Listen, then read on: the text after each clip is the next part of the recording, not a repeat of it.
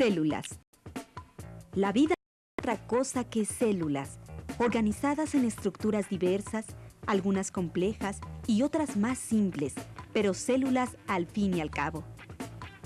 Las células son sin duda el origen de toda forma viviente y el mosaico de la vida, un complejo tejido celular. Y cada célula es a su vez hija de una célula que existió antes. Es decir, una célula nace cuando la célula madre se divide en dos células hijas. Y la mayoría de las veces, salvo raras excepciones, las células hijas son genéticamente idénticas entre sí. El complejo secreto de la información genética de la herencia puede resumirse en 3 letras. A, D, N. Estas 3 letras son tan solo las iniciales de la sustancia que controla todos los procesos hereditarios. El ácido desoxirribonucleico.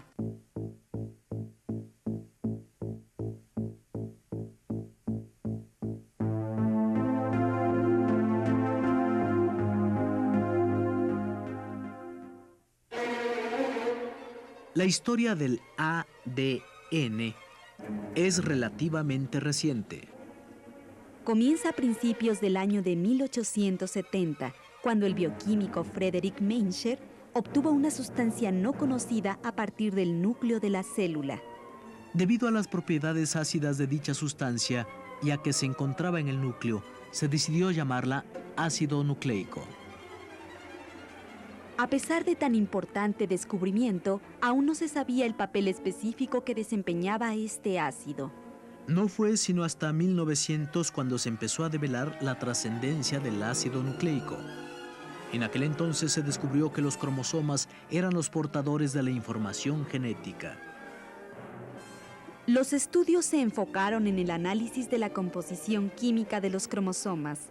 Los resultados mostraron que un cromosoma se halla compuesto solo de proteína y una clase específica de ácido nucleico. Este avance brindó mayor claridad a los científicos. Solo enfrentaban una disyuntiva: saber cuál de estas sustancias, las proteínas o los ácidos nucleicos, contenían la información hereditaria. Gracias al trabajo de varios investigadores abocados al estudio de los virus, se pudo establecer que la herencia residía en el ácido desoxirribonucleico. De tal manera, se concluyó que el ADN era el material transmisor de la herencia en todos los organismos celulares y en la mayoría de los virus. En 1962, Francis Crick y James Watson escribieron una de las páginas más memorables en la historia del ADN. Estos dos jóvenes investigadores de la Universidad de Cambridge presentaron un modelo tridimensional de la molécula del ADN. A partir del modelo, Watson y Crick explicaron con toda claridad las propiedades físicas, químicas y biológicas del ADN. Asimismo, confirmaron que los componentes químicos de este ácido nucleico son bases nitrogenadas, un azúcar y un grupo fosfato. La relevancia del modelo presentado por Watson y Crick fue tal que en 1953 recibieron el Premio Nobel. El trabajo de estos científicos permitió establecer con toda certeza la forma de transmisión de la herencia entre los seres vivos.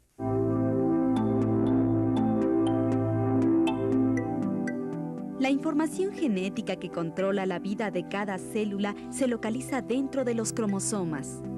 Los cromosomas a la vez se encuentran formados por ADN, la molécula de la herencia. Gracias al modelo de Watson y Crick, ha sido posible determinar cómo se codifica la información genética y la manera en que dicha información se copia fielmente cuando se duplican los cromosomas. El ADN es una molécula compuesta solo por 4 clases de subunidades, llamadas nucleótidos. Los nucleótidos se unen y conforman una larga cadena. Cada nucleótido está integrado por 3 partes: un grupo fosfato, un azúcar de 5 carbonos llamado desoxirribosa y una base nitrogenada. Los 4 diferentes nucleótidos del ADN tienen el mismo fosfato y la misma desoxirribosa, pero difieren en sus bases nitrogenadas. La importancia de las bases nitrogenadas radica precisamente en que son el rasgo distintivo de cada nucleótido. Las bases nitrogenadas reciben los siguientes nombres: adenina, timina, citosina y guanina.